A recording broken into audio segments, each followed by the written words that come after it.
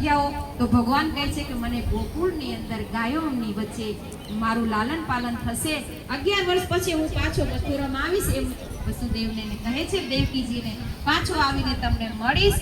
વસુદેવજી કહે કે ચારે બાજુ રક્ષકો છે, કઈ બાજુથી તમને હું લઈ જાઉં, જેલમાં છું. ત્યારે ભગવાન કહે છે કે મને મસ્તક ઉપર ધારણ કરો ને એટલે બધાય દ્વાર ખોલી જશે તમારે. એમ આપણા જીવનમાં મસ્તક ઉપર એટલે આપણી બુદ્ધિમાં ભગવાનને ધારણ કરીએ ને એટલે બધા, જો કેટલું રહસ્ય ભગવાનનો આ એક શબ્દ હતો. વસુદેવને કહે મસ્તક ઉપર ધારણ કરીને તમે કોઈ પણ દરવાજેથી બહાર જાઓ, તમારે યમુના જેવી યમુના પણ તમને જગ્યા દઈ દેશે. તો ભગવાનને માથા ઉપર ધારણ કરવા એટલે માથું એટલે આપણા વિચાર. વિચાર ક્યાં આવે?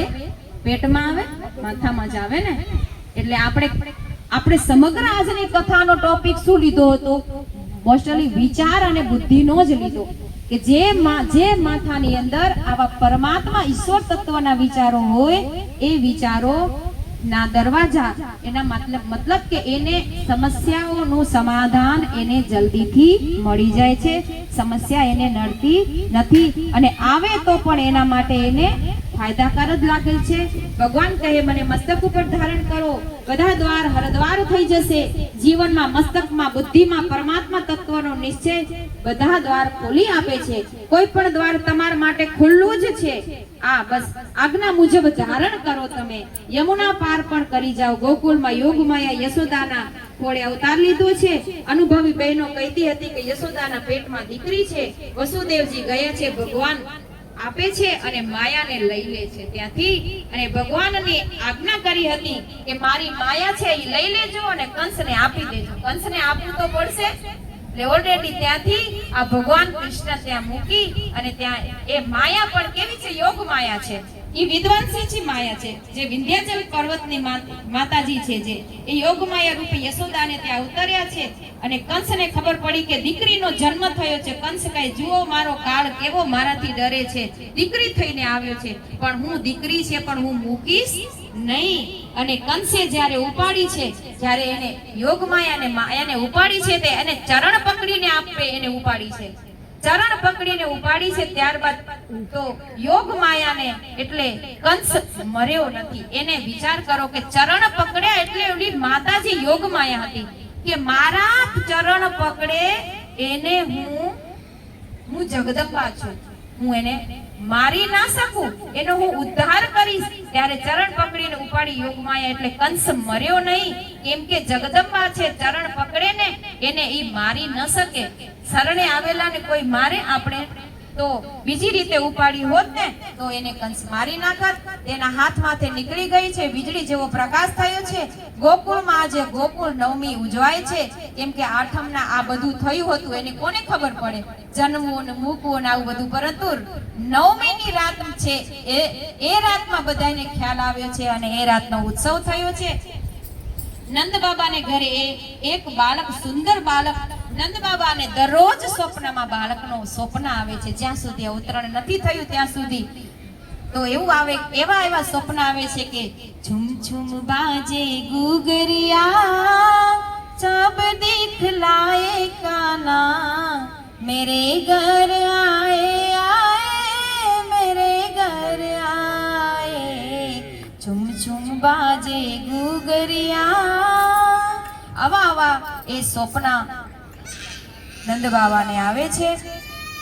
કોઈ દિવ્ય આત્મા આવી રહી છે એવું જ વિચારતા હતા બધા નંદ બાબા. અને એમની બેન સુનંદા પણ 2-3 મહિનાથી એમને ત્યાં આવી છે કે મારા ભાભીને ત્યાં બાળક આવવાનું છે. તો વધારે ખુશ તો નણંદ હોય કે મારે ભાઈને ત્યાં મારો ભત્રીજો આવવાનો છે. તો નણંદ બા બહુ ખુશ છે અને ઈ બાને ભાઈને ઘરે એમને રહેવા પણ મળે છે. સુનંદાને થયું યશોદાજી જાગ્યા નથી, હજુ બાળકના રડવાનો અવાજ આવ્યો નથી. ભગવાન જીવનમાં ક્યારેય રડ્યા નથી, જન્મ્યા ને તોય રડ્યા નથી. તો આપણે રડવાનું કહેવાનો મતલબ કે શું કામ રડવું પડે આપણે આપણા જીવનમાં. અને ભગવાન જેટલા તો દુઃખો આપણે નથી જે જન્મ જેલમાં થયો. અને નાનપણથી પણ કેવી કેવી સ્થિતિમાં ક્યાં જન્મ્યા ક્યાં મોટા થયા, કેવા કેવા એની સામે દુશ્મનોનો રાક્ષસોનો એમને સામનો કરવો પડ્યો છે. તો જીવનમાં ક્યારેય રડ્યા નથી, અને ક્યારેક રડ્યા છે ને તો એક્ટિંગ કરી છે. યશોદાજી વઢે ને ત્યારે એક્ટિંગ કરી છે એને. અને બીજી એમ બતાવે છે ભાગવતજીમાં કે સસરાને ઘરે એમને જ્યારે સસરા જતા રહ્યા ને ત્યારે થોડુંક રોયાતા કે આમને ઓખું ન લાગે. પિતાજી મહારાજને આમ તમને રોવું નથી આવતું. તો એમ થાય છે કે યશોદાજી લાકડી દેખાડે છે ત્યારે રડ્યા છે, મોટા મોટા આંસુ દેખાડવા માટે. માને એમ થાય કે મારા કયામાં છે. એવી રીતે સુનંદાએ જઈને જોયું તો યશોદાને ભાવ સમાધિ લાગી ગઈ છે. યશોદા પ્રેમ જોગન છે, યોગીની મહિલા છે. જ્યાં ત્યાં ભગવાનનું અવતરણ થતું નથી. યોગીની હોય તે જ દુનિયામાં માલિકને દૂધ પીવરાવી શકે છે. આપણે પણ યોગીની હોય એ જ માલિકને દૂધ પીવરાવી શકે. અર્થાત કે આપણે પણ યોગીની યશોદા છે એવું નહીં, આપણે પણ યોગીની બનવાનું.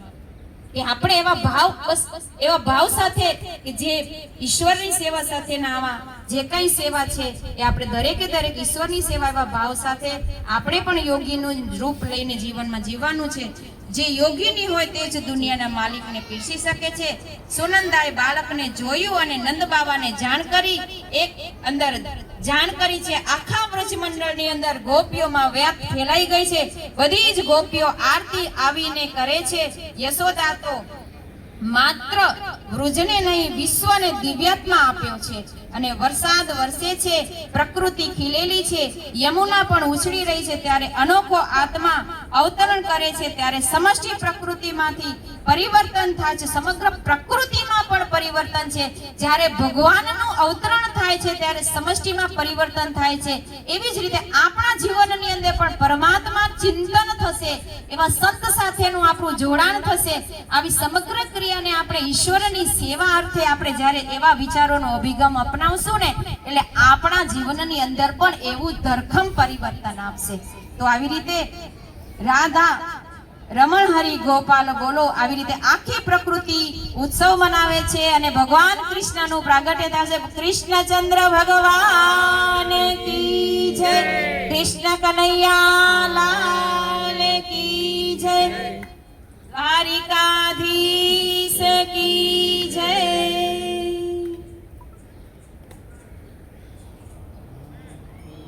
ચાલો આપણે કંઈક લેવાનું હતું.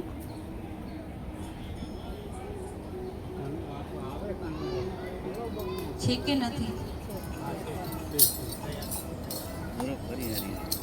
કૃષ્ણ ભગવાનનું સરસ મજાનું આપણે જોઈ રહ્યા છીએ કે ભગવાનનું અવતરણ થઈ રહ્યું છે. અને આપણે એ ખૂબ જ પ્રેમ ભાવ સાથે આપણે કૃષ્ણ ભગવાનને